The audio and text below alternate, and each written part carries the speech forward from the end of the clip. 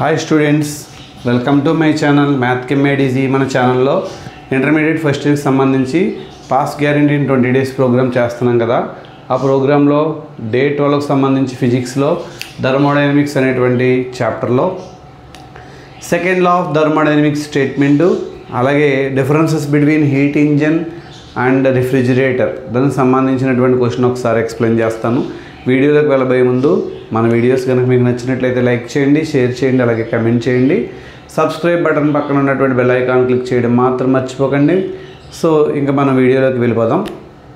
So second law of thermodynamics, దీనికి different statements ఉంటాయి. Second law of థర్మోడైనమిక్స్లో కెమిస్ట్రీలో అయితే కనుక 4 స్టేట్మెంట్స్ చెప్తాం. ఇక్కడ మనం ఓన్లీ 2 స్టేట్మెంట్స్ గురించి చూద్దాం. Kelvin Planck statement. Kelvin Planck statement ఏం చెప్తుందంటే, it is impossible to construct a heat engine of 100% efficiency. So it is impossible to construct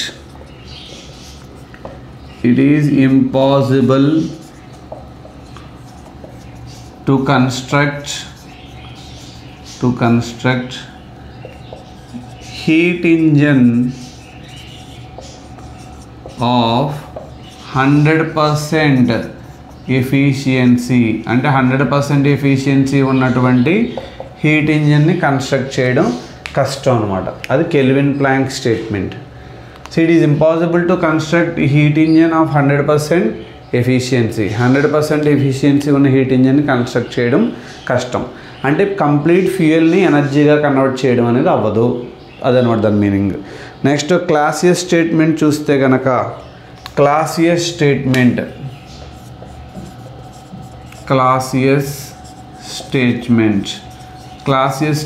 ఏం చెప్పిందో ఒకసారి చూద్దాం.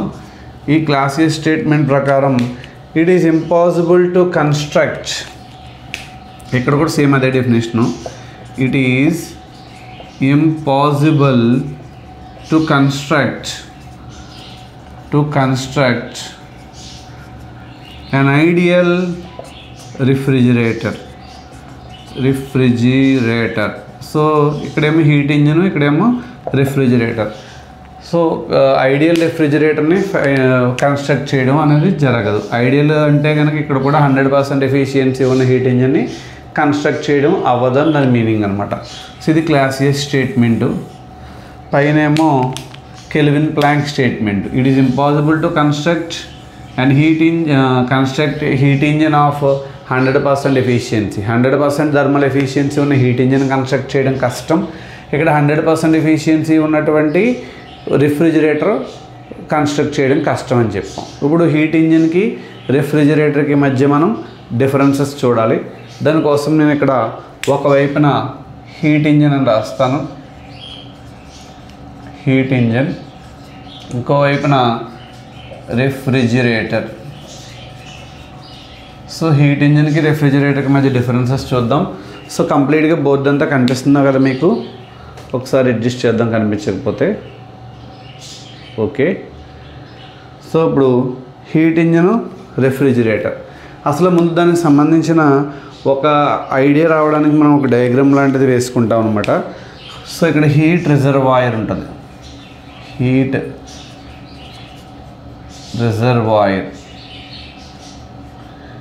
రిజర్వాయర్ దగ్గర టెంపరేచర్ ఎంత ఉంటుందండి? T1 ఉంటుంది. సో ఇక్కడ వర్కింగ్ రెసిస్టెన్స్ ఉంటుంది. సో అటువైపు వెళ్ళేటప్పటికి కోల్డ్ రిజర్వాయర్ T2 దగ్గర ఉంటుంది. కోల్డ్ రిజర్వాయర్ T2 టెంపరేచర్ దగ్గర ఉంది. సో చాలా జాగ్రత్తగా అబ్జర్వ్ చేయండి. ఇక్కడ హీట్ రిజర్వాయర్ దగ్గర నుంచి Q1 అనే హీట్ తీసుకుంటుంది, వర్కింగ్ రెసిస్టెన్స్. నెక్స్ట్ Q1 అనే హీట్ తీసుకున్న తర్వాత కొంత హీట్ని కోల్డ్ రిజర్వాయర్కి ఇచ్చేస్తుంది, Q2 అనే హీట్ని. కొంత ఏమో వర్క్ జరుగుతుంది అనమాట. సో సేమ్ అలాగే ఇటువైపుకి వస్తే కనుక ఇక్కడ ఇటువైపున కోల్డ్ రిజర్వాయర్ ఉంటుంది. కోల్డ్ రిజర్వాయర్ టెంపరేచర్ తక్కువగా ఉంటుంది. సో టెంపరేచర్ T2 దగ్గర ఉంది.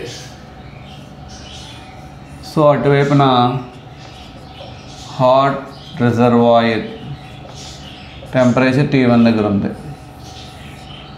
సో మధ్యలో వర్కింగ్ సబ్స్టెన్సెస్ W ఉంది.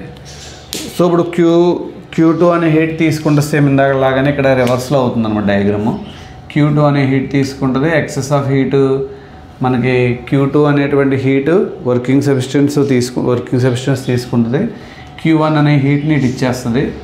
సో రిమైనింగ్ వర్క్ డన్కి యూజ్ అవుతుంది. సో ఈ డయాగ్రామ్కి ఆ డయాగ్రామ్ ఏమవుతుందంటే రివర్స్ అవుతుంది అంతే, అంతకన్నా ఏం కాదు. సో ఇప్పుడు దీంట్లో హీట్ ఇంజిన్ మనకి ఏం చేస్తుంది, కూల్ ఇంజిన్ మనకి రిఫ్రిజిరేటర్ ఏం చేస్తుందో చూద్దాం. Heat engine can convert the heat into work. Heat engine ఏం చేస్తుందంటే హీట్ని వర్క్గా మారుస్తుంది. Heat into work. Heat engine can convert heat into work. So ఇక్కడ రివర్స్ చేయాలి, ఇక్కడ వర్క్ డన్. సో ఇప్పుడు వర్క్ ఇక్కడ హీట్ ఇంజిన్లో హీట్ అనేది వర్క్గా మారుతుంది అన్నమాట. సో ఇక్కడ ఏమవుతుంది, దీని రివర్స్లో అవుతుంది, వర్క్ ఇంటూ హీట్గా కన్వర్ట్ అవుతుంది. వర్క్ ఇంటూ హీట్, ఎందుకంటే హీట్ బయటికి రిలీజ్ అయిపోతుంది కదా, రిఫ్రిజిరేటర్లో లోపల ఉన్న హీట్ బయటకు వచ్చేస్తుంది అనమాట. సో ఇక్కడ హీట్ వర్క్గా మారుతుంది, అక్కడ వర్క్ హీట్గా మారుతుంది. అయితే వర్కింగ్ సబ్స్టెన్సెస్ ఇక్కడ ఏం చేసిందని చెప్తాం. Q1 అనే హీట్ తీసుకుంది, ఎక్కడి నుంచి, హీట్ రిజర్వాయర్ నుంచి Q1 అనే హీట్ని తీసుకుంది. సో హై టెంపరేచర్ T ఉన్నటువంటి హీట్ రిజర్వాయర్ దగ్గర నుంచి Q1 హీట్ అబ్జార్బ్డ్, Q1 అనే హీట్ అబ్జార్బ్ చేసుకుంది. మరి ఇక్కడ ఏం జరుగుతుందంటే కనుక లో టెంపరేచర్ ఉన్నటువంటి కోల్డ్ రిజర్వాయర్ దగ్గర నుంచి Q2 హీట్ అబ్జార్బ్ చేసుకుందని చెప్తాం. ఓకేనా? సో ఎంత అబ్జార్బ్ చేసుకుంది, ఇక్కడ Q1 అనే హీట్ హై టెంపరేచర్ దగ్గర నుంచి అబ్జార్బ్ చేసుకుంది. అక్కడ వర్కింగ్ సబ్స్టెన్స్ ఏం చేసింది, కోల్డ్ రిజర్వాయర్ దగ్గర నుంచి T2 అనే టెంపరేచర్ ఉన్నటువంటి దాని నుంచి Q2 అనే హీట్ తీసుకుంది. సో ఇప్పుడు ఎంత హీట్ రిజెక్ట్ చేసింది అనేది చూస్తే కనుక, సో ఇక్కడ Q2 heat rejected to cold రిజర్వాయర్కి ఏం చేసిందంటే Q2 అనే హీట్ని రిలీజ్ చేసేసింది. ఇక్కడ Q1 heat rejected to hot reservoir, ఇక్కడ హాట్ రిజర్వాయర్కి Q1 అనే హీట్ ట్రాన్స్ఫర్ అయింది. ఇక్కడ డయాగ్రామ్ బట్టి రాసింది, మనం కొత్తగా ఏం రాయాల. ఇక్కడ హీట్ వర్క్గా మారుంది, అక్కడ వర్క్ హీట్గా మారింది. ఇక్కడ హీట్ వర్క్, అక్కడ వర్క్ హీటు. సో ఇక్కడ ఎంత హీట్ అబ్జార్బ్ చేసుకుంది, ఎక్కడి నుంచి అబ్జార్బ్ చేసుకుంది, ఎంత హీట్ రిజెక్ట్ చేసింది, ఎక్కడికి రిజెక్ట్ చేసిందో రాస్తాం. ఇందులో work done on the system, work done by the system అని చెప్తాం. ఇక్కడ work is done by the system అని చెప్తాం. సిస్టమే వర్క్ చేసింది ఇక్కడ. So by the system work చేసింది. ఇక్కడ ఏమంటాం, వర్క్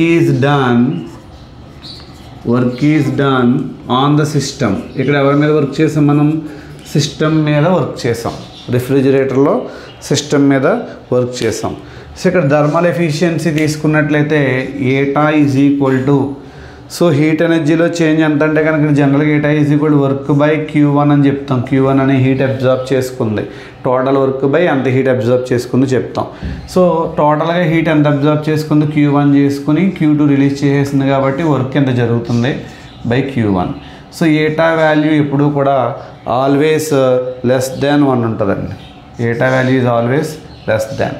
అదే ఇక్కడ థర్మల్ ఎఫిషియన్సీ ఆల్ఫాతో రిప్రజెంట్ చేస్తాం. Alpha is equal to work done by the system కాబట్టి వర్క్ బై హీట్ వేసాం. అక్కడ work done on the system కాబట్టి హీట్ బై వర్క్ అని వేసుకోవాలి. ఇక్కడ ఎంత హీట్ అబ్జార్బ్ చేసుకుంది, Q2 బై వర్క్ అంటే ఎంత W. So Q2 by work ఎంత జరుగుతుంది, Q2 అనే హీట్ తీసుకుంది, Q1 అనే హీట్ని రిలీజ్ చేసేసింది. రిలీజ్ చేసిందంతా Q1, ఇక్కడ రివర్స్ అవుతుంది Q1 మైనస్ Q2 అనమాట. ఎందుకంటే work done on the system కాబట్టి సింబల్స్ మనకి Q1 మైనస్ Q2 అని చెప్తాం. సో ఇక్కడ alpha value always greater than 1 ఉంటుంది. ఇక్కడ ఏం చెప్పామంటే మనం ముందు డయాగ్రమెటిక్ రిప్రజెంటేషన్ చెప్పాం. ఈ డయాగ్రమెటిక్ రిప్రజెంటేషన్ తర్వాత హీట్ వర్క్గా మారింది, అక్కడ వర్క్ హీట్గా మారిందని చెప్పాం. ఈ డయాగ్రామ్లో ఉన్న 2 విషయాలు ఇక్కడ ఎక్స్ప్లెయిన్ చేశాను. Work done by the system on the system అని చెప్పాము.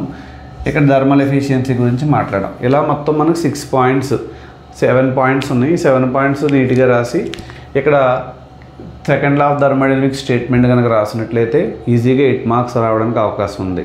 సో మన వీడియోస్ కనుక మీకు నచ్చినట్లయితే లైక్ చేయండి, షేర్ చేయండి, అలాగే కమెంట్ చేయండి. మరిన్ని వీడియోస్ కోసం చూస్తుండండి మన channel math chem made easy. Exam దగ్గర పడుతున్నాయి కదా, బాగా ప్రిపేర్ అవుతున్నారని అనుకుంటున్నాను. ఈ మార్చ్ 15 దాకా బాగా కష్టపడితే మంచి మార్క్స్ తెచ్చుకోవడానికి అవకాశం ఉంది. మన వీడియోస్లో చెప్పిన ప్రతి క్వశ్చన్ చాలా ఇంపార్టెంట్ క్వశ్చన్. సో ఇంటర్మీడియట్ పిల్లలందరికీ చేరేలాగా ఈ వీడియోస్ని షేర్ చేయండి, లైక్ చేయండి, అలాగే కమెంట్ చేయండి. మరిన్ని వీడియోస్ కోసం చూస్తుండండి మన channel math chem made easy. Thank you.